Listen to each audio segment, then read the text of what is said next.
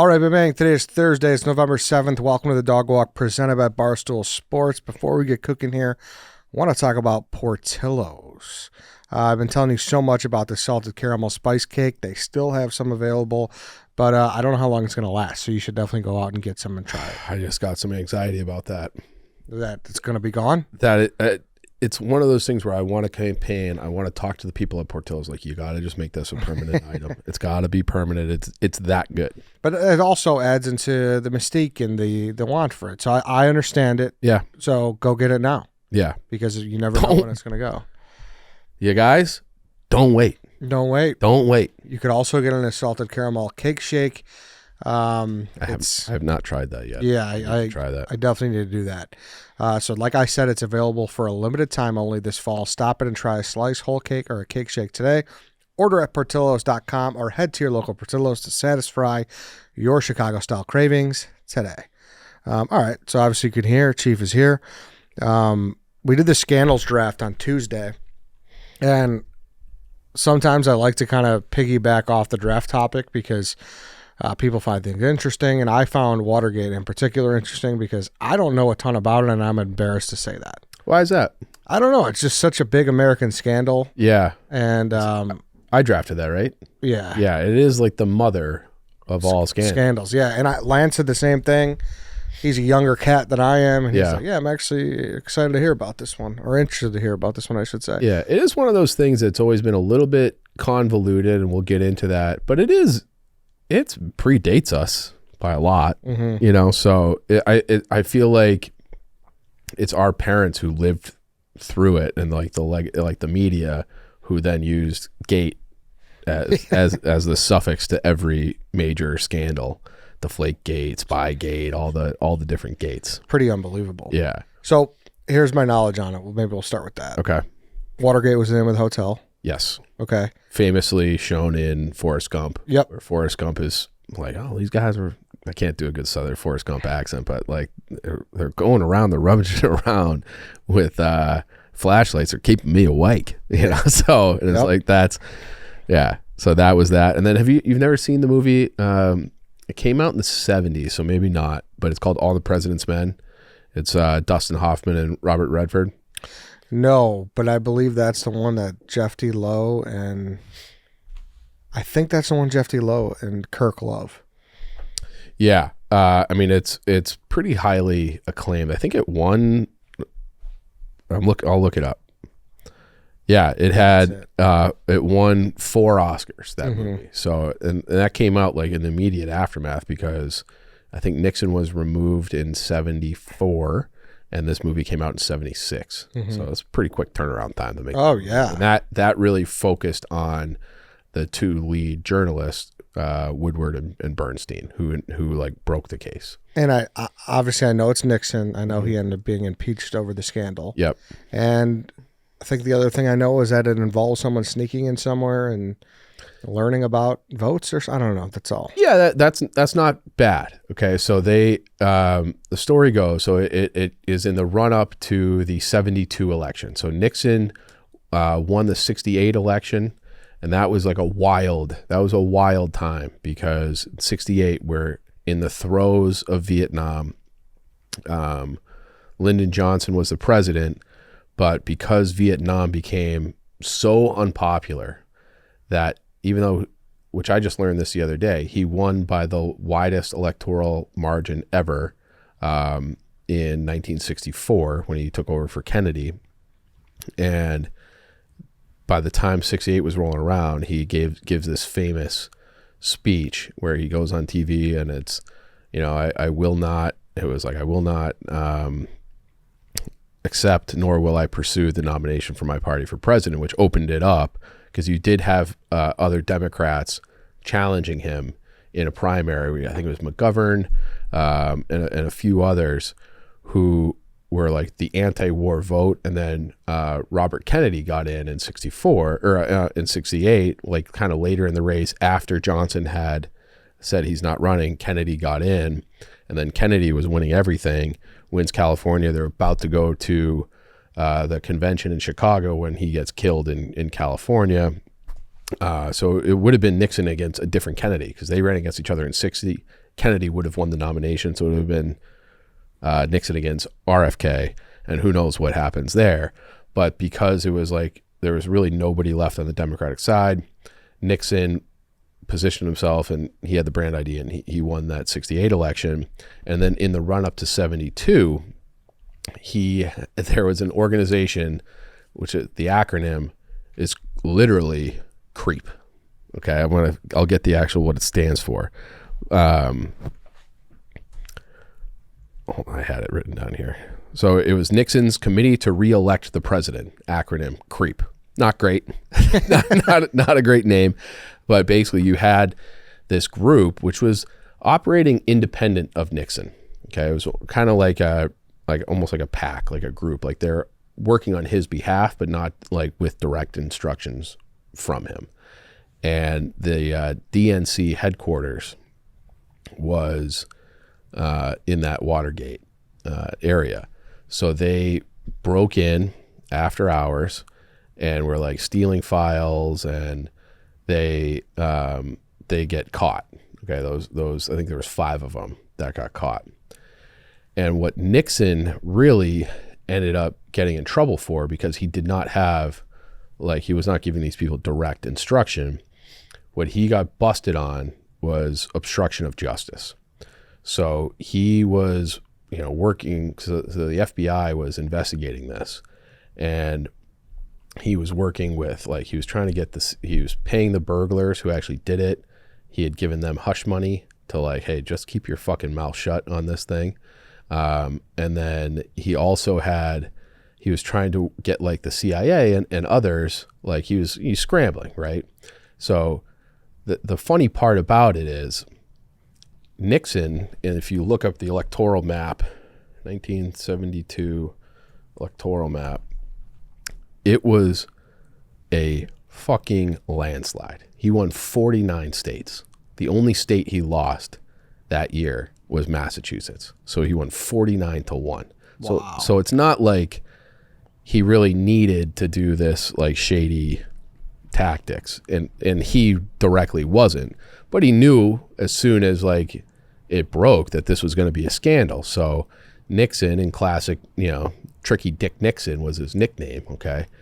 In classic Nixon fashion, he was trying to, like, just make this go away, like, bury the story, kill the story. So like I said, he organized to have the actual burglars be given hush money, and then allegedly he was also working with the CIA and wanted to have the CIA kind of run interference on the FBI investigation. And so the part of the problem was what he ended up really, like, doing him in was that Kennedy had installed this recording device underneath the desk in the Oval Office. And Johnson used it, and Nixon used it. Johnson has this, I want to find it and send it to Lance just so people can hear it, because I just think it's funny. Johnson's the president. Kennedy's been killed. Johnson gets, like, absolutely fucking hammered and calls Jackie Kennedy. Like, he was, like, in love with Jackie Kennedy, like his running mate's widow. Wow. And he'd be like, Jackie, I love you. Why don't you come give me a hug? Why don't you ever visit me anymore? And she's just like, Mr. President, like, who is this? It's like the weirdest, like, strangest phone call you could imagine that was recorded, because all of his conversations, or a lot of them, were recorded. So, like, that is just, like, out there in the internet where Johnson's calling him. So Nixon had that same system, and Nixon was recording his conversations on the phone. And then in the White House, there was, like, just like a little button under the desk where it would set up a recording device. And so when they're doing this investigation, someone was, and they weren't really getting anywhere on this whole thing. Someone was like, well, what do the tapes say? And they're like, what tapes? So no one knew about this recording system. So they had, like, thousands of hours of tapes. And then that's where they went through, and they got all this dirt on Nixon about his obstruction of justice and attempted obstruction of justice. And that is what ultimately took him down. So it was a scandal that was headline news every single day. And and the other thing they were doing, those burglars were doing, was trying to set up wiretaps too. And those actually didn't work. They had a problem like with the actual microphones that they were trying to set up. But it was it was a problem. Like, it was a big scandal. You know, Walter Cronkite, all these like famous people, all the newspapers were covering it every day. And it was the Washington Post, Woodward and Bernstein, who were like leading the charge, and they ended up having this source in the FBI that gave them all the information. And the source's name, famously, the code name was Deep Throat.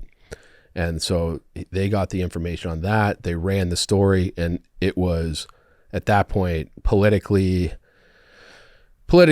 ethically, criminally, it was over for Richard Nixon. So at that point, so then you have like the famous thing where it's like, he's just not going to be able to govern and stay in power. So he resigns because of the scandal. So he's the first president ever to resign in the middle of a term. I think that's right. I don't think anyone had ever. One guy had been impeached. The guy immediately after the Civil War got impeached, but he was the first guy that was like, he definitely would have been impeached. Like he was like dead to rights on the obstruction of justice stuff. So he was out. He retires or resigns, and it was like a big question of, all right, well, what happens now? What happens to Richard Nixon now? Are we going to prosecute him for this? And Gerald Ford, the vice president, comes in, and Gerald Ford pardons him. And it was like, we just have to put this ugly chapter behind us. And so he pardons him. So there's never going to be the investigation's done. There's no trial. There's no congressional hearings. There's no nothing, because Ford pardoned him. And they think that people speculate that the American public was so angry about the perceived lack of justice towards Richard Nixon. And he was like kind of flippant about it. He did a famous interview that they've also made a movie about called Frost Nixon. Have you ever seen Frost Nixon? No. So Frost was this like kind of, he was an English guy, and he was more like a late night, like a Conan, than a Cronkite. Okay. So Nixon finally agrees to do this 4-part, something like that. I think it was like a four-part interview series. And Nixon kind of like, you know how Trump does the weave, right? Mm-hmm. And he just talks and talks and talks and talks and talks, and you just can't get a word in, but you don't want to interrupt him because he is the former president. And he's like going through this interview, and then Frost like finally gets tough with him and kind of corners him. And Nixon gives his like kind of infamous defense, where it was like, if the president, because he's like, what you're doing is illegal. And his thing was like, if the president's doing it, it's not illegal. And people are like, go fuck yourself. Like, of course, like that, like we are all, it's like one nation under God. We're all supposed to be subservient to the law. So like nobody is above the law. And so with like his reputation was already, he was out of office obviously at this point, but his reputation historically was irreversibly damaged. So Nixon, imagine Trump, okay, doing the weave on this guy forever. But Nixon is regarded as like one of the highest IQ presidents we've ever had. Oh, really? Yeah, he's known as like a super intelligent guy. So the fact that he gets kind of boxed in and gives that, like it was, and then the movie comes out in 1976, but it was like over for Nixon.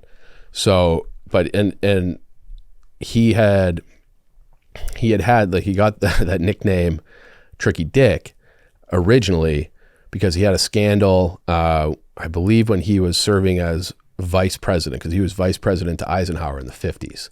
And he had like, he was from California, and he had taken supposedly some bribes and different things. And he gets up and he has to like give an address to the nation on TV. about this scandal, because that was a big scandal too. And Nixon, and people are like, this guy's like a weasel. He's a rat. And people are angry at him. And he's like, he gets up and he's like, I shouldn't have done that. I've given everything back. But I think they had given him like a puppy, like a little Cocker Spaniel. I think it was a Cocker Spaniel. And he's like, but in regards to the dog, I won't be giving up that dog. My children love that dog. I'm keeping the dog. And everyone's like, all right, Dick. Like, like it kind of like almost humanized him in a way. But ever since that scandal and how like he kind of like was a little slippery and like used the dog or didn't use the dog. Like like the slippery thing, like with Clinton was like depends on what the definition of is. Okay. Like he was very like slick and always getting out of trouble. Like Nixon was not that politically deft. He was not like a likable guy. And so when he does his thing, it was like transparent and authentic in a way. Like, I love that dog. My kids love that dog. I'm not giving back the dog. And it was like, all right, you're fine. Yeah. So you fast forward. So now it's like, now he's out and he's been busted on this obstruction of justice. And it's like, and like Tucker Carlson and others in the last few years have talked about like the conspiracy side of this. And it's somewhat compelling because when he was getting investigated, so now you're going back to like 72 and back to the tape recorders thing. He's having a discussion on the recordings with John McCombs.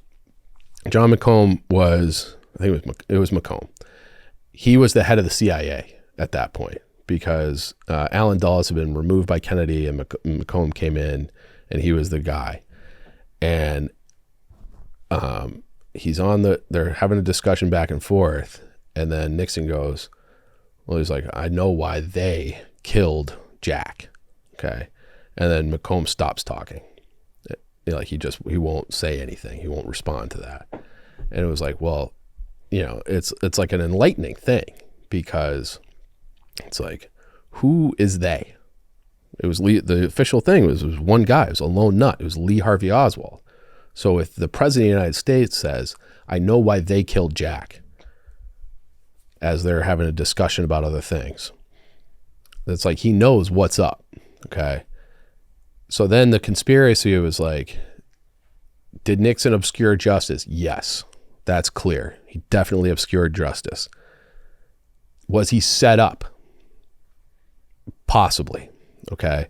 Because the other part of this is Ford was not his chosen VP. When he won 49-1 in 72, which you could argue that makes him the most popular president running for re-election ever, he had a different guy as his VP named Spiro Agnew. And Spiro Agnew, I think he was from Maryland. He was like a governor of Maryland, and he was like a Nixon guy. And Spiro Agnew had some kind of minor, like they started prosecuting him for like a tax evasion thing from back when, and a corruption thing from back when he was the governor.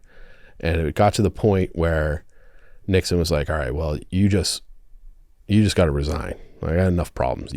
So Spiro Agnew resigns.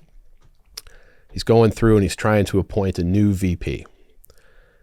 And he can't get anybody approved or, because that has to be confirmed by Congress. And the leader of the Democrats in Congress at that point was like, the only guy that I will approve that will get confirmed is Gerald Ford. So Gerald Ford, Michigan football guy, but I don't think he even he's like a guy who never got elected to anything. I think he got appointed to every job he ever had, but he was in the House of Representatives from Michigan. And he was one of the people that was in charge of the Warren Commission. So the Warren Commission, and he would do insane things that has come out now in declassified documents about the Kennedy assassination, where he literally moved the point of entry on the autopsy from lower in the back to up to make the magic bullet theory plausible. So if you have an entry wound back here, then your lower back, or, middle of your back rather. Well, there's no way for that bullet can come up and go out through your neck. So he moves it up like 7 inches. So then a downward angle, the way Kennedy was sitting, it was like, okay, yeah, it came in back like the top of his back and out through the bottom of his like trachea, back of his throat. And that became the thing that made the magic bullet theory zigzagging through, hitting, Governor Connolly as well, plausible. So he moved the entry wound of a bullet with the stroke of a pen. Gerald Ford did. Huh. Okay. So, and that's the guy that they were going to get, he was the only guy that the Congress would confirm. Yeah. So once Ford is in there, then it's like, so now he's kind of like, Nixon's kind of like on an island in his own administration to a degree. So then you go through and you find out, again, like this is not like proven, but it's out there. It's like, well, where did Bob Woodward come from? The guy who broke the biggest story in the world. Okay. He had been working, like even in the 60s, in the Nixon White House, in the Office of Naval Intelligence. So somehow he went from the Office of Naval Intelligence to the Washington Post, and then his big source was a very high up guy in the FBI, and it was like so the theory is that they put Bob Woodward in, they say, hey, Bob, you're a journalist now. So you go work for the Washington Post. He hadn't really done anything with the Washington Post, like nothing major. And then all of a sudden he is the guy who has the sources for the biggest story kind of all time. And so it was like, so the thinking is like the deep state was like, we heard the recordings. The deep state was like, Nixon is running his mouth about that. He knows that who they are, who shot Jack. And like, they're doing like, they have like the Church Committee on Assassinations and these other things where like the FBI, like we've talked about with MK Ultra and all this stuff that he knows, and they're embroiled in Vietnam, and Nixon is trying to wind down Vietnam. I think Vietnam ended in 1974, which I think was still Nixon at that point. I thought Nixon was the one who did MK Ultra. No, MK Ultra started before Nixon. Ah, okay. Yeah. I always thought it was him. No. So that started... Nixon did the crack, right? Yes. So that's like Nixon did the crack. Wow. Yeah. Nixon was one of the fathers of the war on drugs. And the war on drugs was like another CIA type of operation because the anti-war movement was it was so powerful at that point. And he wanted to specifically target black nationalists and the hippies. So he's like, how do we discredit and get rid of these people? Well, what do they do already? Well, they're doing mushrooms and weed and LSD. So let's make all that stuff hyper criminal, and it's for the morality of the country, and we'll criminalize all these things and Schedule 1 and all that kind of stuff. So then we have legal grounds to go after people who we don't like politically. And that was to like kind of shut up the anti-war movement. But at the same time, Nixon was also, because Vietnam was lost. So that was something that came out, was it the Pentagon Papers, okay, that were leaked at that time, where we, like the military, like the Pentagon, would have all these internal memos and documentation and these discussions that are like declassified. They were classified at the time, but they got leaked, saying that the government knew that we were losing. We had no shot at winning. And we're sending thousands upon thousands on thousands of American boys to die across the world for a lost cause. And then they would get up in front of the media and be like, we're winning. We have to do this. We're doing great. Like the Viet Cong's on the run. And it was just like, you knew full well that you weren't winning. You've documented that you weren't winning. And then you're lying to the American public about it. So it was always like damage control about Vietnam. So that's what like the war on drugs was, because those groups of people, like they were associated with the anti-war movement. That's like Muhammad Ali. Have you heard that quote? Where, you know, he got suspended from boxing. Yeah, because he didn't want to serve. Right. So I think his number got called in the draft, and he was like, I'm a conscientious objector. And so he has a famous quote where it's like, you know, Viet Cong never called me the N-word. And he uses the real word, obviously. And so he's like that. So then when he was the most famous athlete in the world, the greatest heavyweight of all time, and at the peak of his career, because of his anti-war stance, they stripped him of his ability to fight. I think it was for 3 years. Wow. So you didn't know that either? I didn't know that. Yeah. So So they stripped him over it. I knew obviously all the controversy that he was supposed to go. So like when he was like his famous fights where he's coming back and he's fighting like George Foreman and who was the other big one? Thrilla Manila. Thrilla Manila. That might have been Ollie Frazier. Like all of that was after his peak. So he came back and fought Frazier after he had been suspended. Wow. Yeah. So and stripped of his belt, stripped of his license, and then they eventually like gave it back to him. So that's the conspiracy element of it was that then they also say that a lot of the burglars, 4 of the 5 burglars, had intelligence ties as well. So that organization Creep that were trying to plant the microphones and stuff. So it was like they're you know, CIA type people as well. So it's like the people who were committing the crime, quote unquote, on behalf of Nixon, when it wasn't needed at all. Because like if you're winning 49 states, like why would he do that? But Nixon didn't instruct them to do it. So his thing was like the cover up. So they didn't get him for anything tied to the actual burglary. Did they find anything of value in that burglary?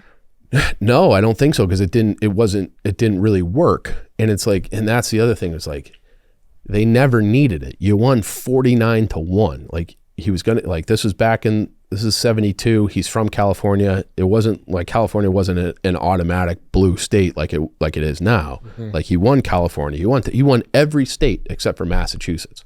So, and they knew they were gonna win. Like they knew they were gonna win in a runaway. And I think George Wallace ran that year as a third party as well, which ate into the, because back then the South was more Democratic. It's like everything's kind of like fucking flipped. Mm-hmm. So back then you had like your Southern Democrat, okay, was always voting blue, but you had George Wallace, who used to be the governor of Alabama, back to Forrest Gump. George Wallace was a guy who's standing in the schoolhouse door at University of Alabama trying to prevent the first black student from being allowed to go to school at University of Alabama. Kennedy had to send in like the National Guard to get black students admitted into University of Alabama. So I lost where I was going with that. I have a question. Okay, go ahead. Woodward? Oh, so sorry. George Wallace like ate into the Democratic vote. I think George Wallace like actually won some states, and I think he got like 18% of the popular vote.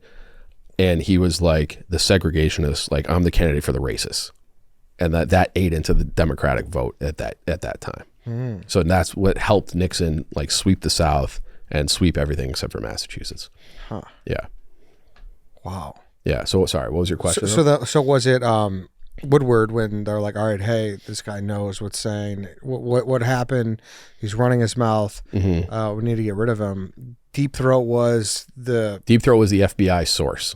Okay. Yeah. So that was the guy who, you know, gave all the information to Woodward and Bernstein, which allowed them to like, and it wasn't just one story. It was like, all right, we got this, we got that, we got this, and it was like he was the source. His name, they just called him Deep Throat. It was like his code name. With the FBI. Yes. Huh. Well, that's what, so he was like, the Deep Throat would call up, and he's like, hey, like, you know, anonymously to Woodward and Bernstein. And like, there's a famous scene where like they meet him in a parking garage. Okay. And so they're like, you know, what do we call you? He's like, you can call me Deep Throat. Like I'm not giving you my real name, but here's all the source material on this. And then they're like, all right, so they blow it up. Everything. They blow it up, and then he's done. And then he resigns, and I think he resigned in 73 or 74. And then he's immediately pardoned by Ford, and like I was saying before, like the anger about the lack of justice, because this was like the number one story. This guy's like obstructing justice and he thinks he's above the law. They think that that was a big contributing factor for Gerald Ford losing in 76 to Jimmy Carter, because he was still tied to Nixon, and then people think he didn't do the right thing, which would have been to have like some sort of trial or congressional investigation to put Nixon away. Jesus. Yeah. So who knows like what actually happened? And This is very interesting. oh, it's like all the webs we weave. It's like there's so many different, it's such a fascinating period of American history where it's so tumultuous. Like Martin Luther King got killed in 68 in the run up to that election that Nixon won in 68 as well. So it was, and then you had like in the 60s, you had the Kent State stuff. And so it really was like things are crazy now. I think it was way crazier back then. So Nixon, what was his approval rate? Was it, obviously he won 49 states, but did they? Yeah. So that's what the thing is. So if you're the military industrial complex, we'll say, and you're looking at the results of this election, and it's like, holy shit, this is the most popular president reelect ever, 49-1. And now, so they know Nixon is, because of his popularity at that juncture, was more powerful than ever. So how do we get this guy? And this is like speculation and conjecture, because like none of that, the conspiracy element hasn't been proven. Well, how do you feel about it? I think Nixon broke the law, but I think that, and I don't think Nixon was like a good guy, but did he deserve what he got? And did he get punished for what he did, or did he get punished because of the threat that he was to the powers that be? And it was like, we got to remove his VP because his VP is just like him. Okay, his VP's out. He's a guy that we know will play ball in Gerald Ford, because Gerald Ford definitely played ball with the Warren Commission in 63 and 64 when they were doing that post-Kennedy. And so we get Ford in there, and we get Nixon out, and now we can, carry on doing what we always do. And then it's like, then George H.W. Bush, after McComb, becomes head of the CIA. And it's like, it's all these weird things where it's like, I don't know if they're true, but they're fucking weird, where, Carter wins in 76. In 80, he's challenged by Ted Kennedy, runs for president in a primary, doesn't win, but weakens him. And then Reagan, who ran in 76 against Ford, came very close to getting the presidential nominee in 76. And then when he gave his concession, it was a little bit different back then. Like they didn't decide who the nominee was going to be until the convention.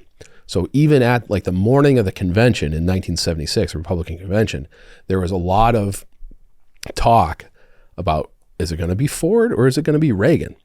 And Reagan was like, he was a governor of California, but he was some similarities to Trump, where he was like a real outsider. And so he loses barely in 76 and then runs again in 80 against George H.W. Bush.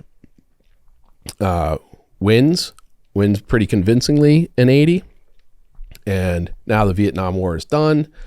And his VP is H.W. Bush. And Reagan gets shot. Did you know that? Reagan? Yes. Yeah. The guy who, he's out now, right? He's out. Makes music on Yeah. YouTube. Yeah, that guy's nuts. Yeah. So John Hinckley. Yeah, that's right. Okay. Do you know the story about Hinckley and his family? From what I understand, Hinckley, was he the one who was obsessed with Jodie Foster? Yeah. So he's a troubled young man. Okay. Yeah. And he's been, leave her all these crazy voicemails and write her all these letters, because I think she was a student at like Columbia or NYU or something. And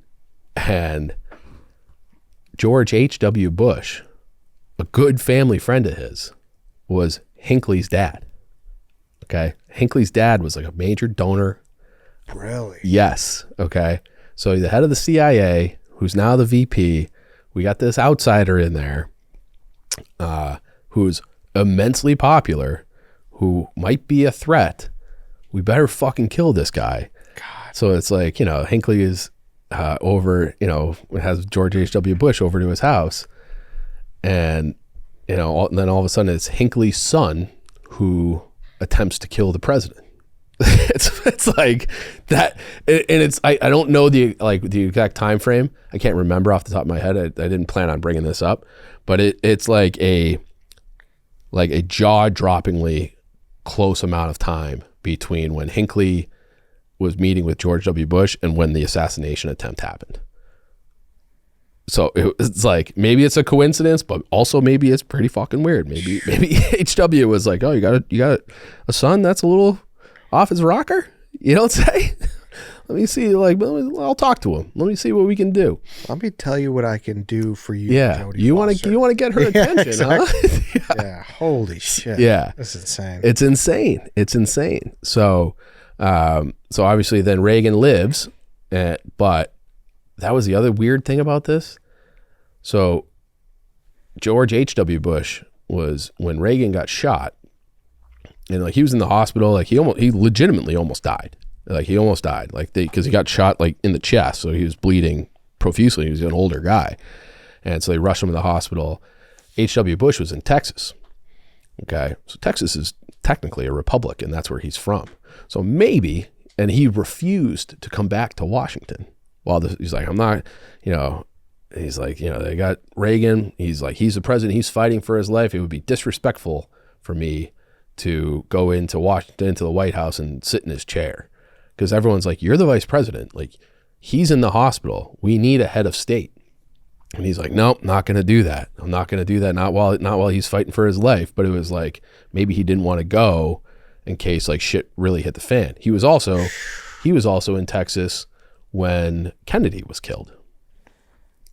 Okay. And there's memos mentioning a George Bush, CIA memos that have been, and they're like, no, it's a different George Bush. Don't worry about it. It wasn't him. And they're like, well, who was it? And they're like, we can't find any records of him actually, but it was a different George Bush. Don't worry about it. So it's a very weird, I don't know what's true. I don't really have an opinion, but there's some there, and there's some stink there going all the way back to the Kennedy assassination to the Reagan attempt, all the Nixon stuff in between. It feels like it's all very much related. And so it's pretty wild. Pretty wild. That really is. Did they get rid of the recording button in the White House or in the Oval Office, I should say? I don't know if they did or not. I feel like there's you don't hear Clinton tapes, you know. So maybe there is, maybe there isn't. But there's a ton of files, audio clips of JFK, Lyndon Johnson, and all these, you can hear. But since then, there hasn't been, to your knowledge. Not that I mean, I'm sure there's some kind of recording things, but nothing that's been made public. You would have there would be there's this one of, because he had John Kennedy Jr., right, and he was a 2-year-old.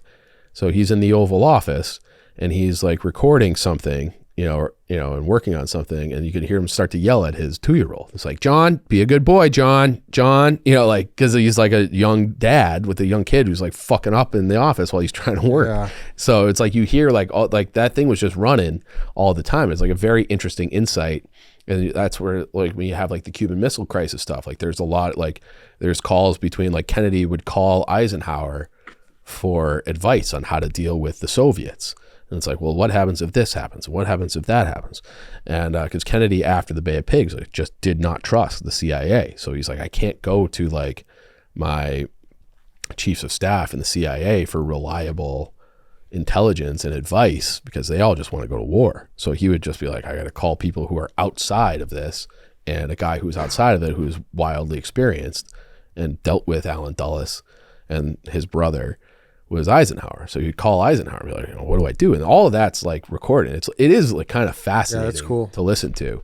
And they're all over like TikTok and stuff like that. So if you search them on TikTok, you'll find those easily. But yeah, I feel like I haven't, because Clinton's would have been like, oh yeah, hold on, let me get a cigar. fucking Pornhub. Yeah. Go grab a cigar. Oh, did you see the community note? Yes. Where someone was like, oh, like Monica Lewinsky, like Bill Clinton stuck a cigar up her ass, and like the community note on Twitter was like, he did not actually do that. He stuck it up her vagina. Yeah, thank you, community note. Thank you, community notes, for making that correction. Yeah. So I don't know. It's like a wild. It is a fascinating period of time. Yeah, like you said, it's just a web. And it's like, now how was Gerald Ford seen as a good president, or? He was kind of like a lame duck, you know. So he came in scandal, and then his first thing that he did was pardon Nixon. Mm-hmm. So he came in 74, and then he lost the election in 76 and almost lost the Republican primary, so to speak, against Reagan. So like he never really did anything. So he's almost like the forgotten quarterback there. Yeah. He's the kicker between. All-American football player. Yeah. Did you know that? No. Played football at Michigan. The center. Did not know that. Yeah. Wow. Yeah. So arguably the best athlete president ever. Huh. Abraham Lincoln was a champion wrestler too. How's that? He's a fucking tree. Whatever weight, he's scrawny though. He's thin. He's tall and thin. He's got that, you know, the reach on people. Yeah, true. And who knows what wrestling was like back then. Yeah. But he was like a champion wrestler. Huh. Yeah. Honest Abe. Put you in a fucking chokehold. Damn. Yeah. That's really happy we did this then. Yeah. And how about Jimmy Carter? What about him? Is he seen as like a favorable president? He's a weird one because he comes in 76, and then the economy was so horrible when he was in there. So he had two big things going against him. I was about to ask if you've ever seen the movie Miracle, but I know you have. You little rat. So at the beginning of that, where they had like the gas lines, right? And they would limit how much gas you could get. And so he was president during all of that, where they're kind of at like a trade war, so to speak, with the OPEC nations, who were like driving up the price and just not making oil readily available. And so Carter like presided over that. And then he gives this, people are really hurting financially. The economy's in the tank. You know, America, people are just kind of down on America after the whole Watergate scandal. And he gives this thing where it's like, our problem is that we're just in a malaise. Like it's called the malaise speech. And it's like, yeah, like heating prices are tough and you can't get it. Well, just, you know, put on a sweater. And people are like, put on a sweater? Like, go fuck yourself, dude. Get us some fucking energy. And so he was really like damaged by that. And then he had the Iranian hostage situation, which he couldn't get like a deal done to get the hostages out. They had one failed mission where like a helicopter crashed in northern Iran to rescue these people. But so I think the hostages were in there for like over 400 or 500 days, like well over a year. Maybe longer than that. I'd have to look that up. But then they finally get the deal done, and they get the deal done to release the hostages. But that deal came through officially the morning of Reagan's inauguration.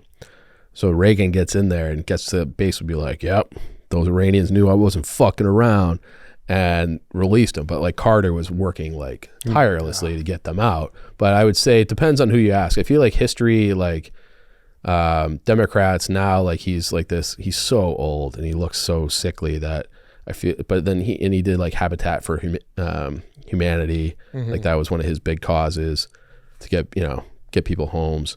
So I think people like him better post presidency as a person than they liked him as a president. Okay. Yeah. There's one other thing I was going to say about that. Oh, he did also, he was a big, who was the first dictator of Venezuela. So it's Maduro now. Chavez. Was it Chavez? Sounds right. He was a big, like, Chavez, this guy's all right. Like, this guy's all right. Because Chavez was socialist and Carter had some leanings towards that as well. And so, yeah, Carter wasn't particularly popular. The other funny thing about that Was is it one term or two term? Carter? Yeah. Just the one. Just the one. So he won in 76 and lost in 80. And then they don't do it. I don't think they've done it since Trump, really.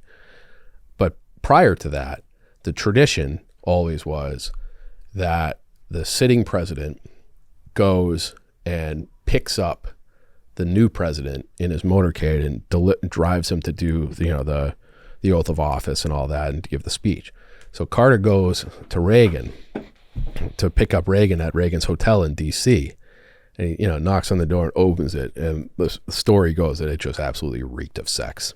that Reagan was piping Nancy, just hopped up on all the power of winning the election, just gave it to Nancy like right before he was Reagan was kind of frazzled and sweaty, and the hotel room just absolutely reeked of sex as he was getting his tie back together and on. So that's the story. We really bobbed and weaved around Watergate, but we did. A lot of little nuggets in there. Interesting stuff. Yeah. I learned. Did you learn, Lance? Yes, I did. Yeah, that was pretty interesting. I was locked in. Good Good stuff, young Lance. Yeah. All right, then. We'll wrap it there. Thank you everyone for listening. Thank you for watching. We'll be back on Tuesday with the draft. We'll see you then.